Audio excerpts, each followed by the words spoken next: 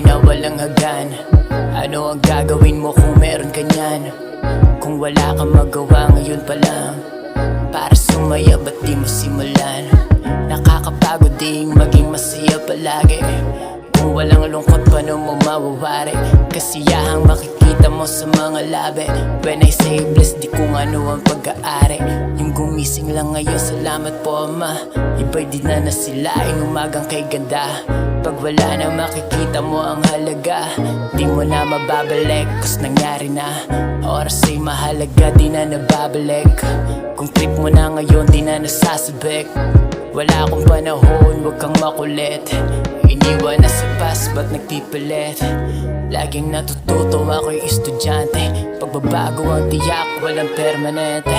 Siyempre nakakamiss isipin yung dati. Ngayon lang yung meron tayo, yun ang importante. Di ako marunong magbilang ng bara. Pag nakikinig ba ng kanta, nagbibilang ka. Sa lubong na kilay, pag kwene-question na sila. Ayaw nilang nagtatanong, nabibisto sila. Itong lugar namin di ko inangkin. Wala akong interes, kayo na magaling. Maging makasarili, hindi ko trip maging kung anong tingin kong tama yun ang gagawin. Di ninyo magets, mama dito normie. Kita mga clowns sa TV at FB. Di ma-realize, I feel sorry. Sila ay mga sheep, I feel lonely. Di lahat ay magigising. Katotohanan na kailangang tanggapin. Ako yung masama sa kanilang paningin. Yung mga nagsinungaling dapat parang sundin. Crazy. Ano pare, nagbilang ka ba ng bara? Di ba hindi nalaman mong wala yung kwenta?